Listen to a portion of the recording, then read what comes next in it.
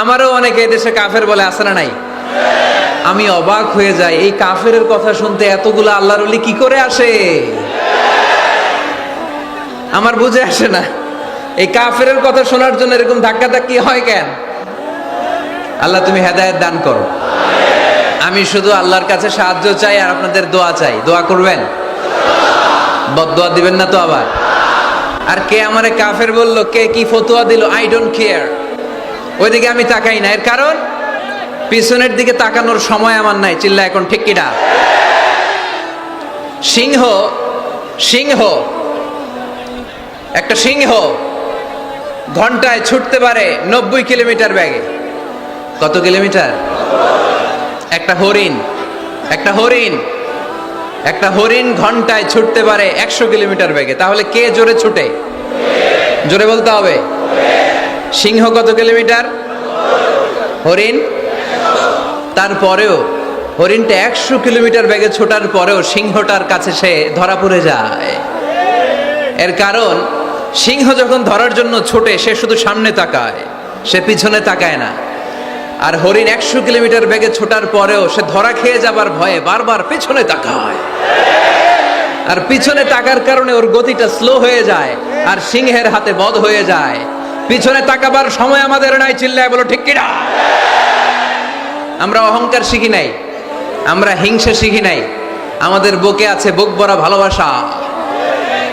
আমি বিএনপি বুঝি না, আওয়ামী লীগ বুঝি না, জাতীয় পার্টি বুঝি না, জামাত ইসলাম বুঝি না, তাবলীগ বুঝি না, পীরের মুরিদ বুঝি না।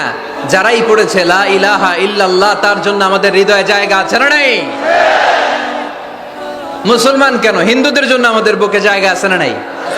হিন্দু ভাই যদি বলে আমি পড়বো আশহাদু আল্লা ইলাহা ইল্লাল্লাহ ওয়া আশহাদু আন্না মুহাম্মাদ রাসূলুল্লাহ, তার জন্য আমাদের দরজা খোলা আছে না নাই? This is the beauty of Islam. এটা ইসলামের সৌন্দর্য, এটা অনেকে বুঝতে চায় না। আল্লাহ আমাদেরকে সহি সমঝ দান করুক, আমরা পড়ি আমিন।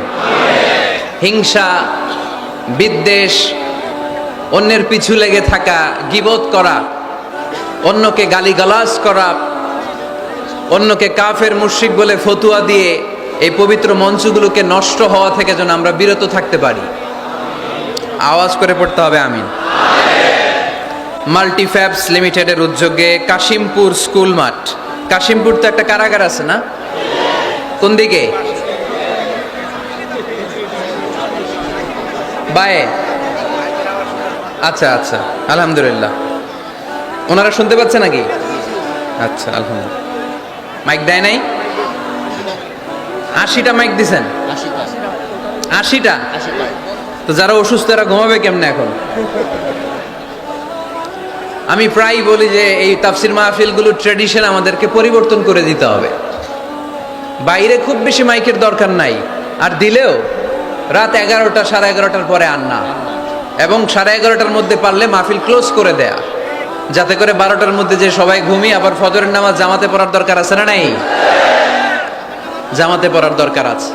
এগুলো আমাদের খেয়াল রাখা দরকার। অন্যকে কষ্ট দিয়ে কিছু করা যাবে না। অনেকের পরীক্ষা, অনেক ছেলে মেয়েদের আমি জানি যে ডিসেম্বর জানুয়ারিতে কি থাকে? পরীক্ষা। অনেকে অসুস্থ থাকে। আবার অনেক হিন্দু ভাইরা আছে, তাদেরকে জোর করে আমাদের তাফসির শোনানোর কোনো দরকার নাই। লা ইকরাহা ফিদ্দিন, দিনে জবরদস্তি নাই, বাড়াবাড়ি নাই। This is the beauty of Islam. এটাই ইসলামের সৌন্দর্য।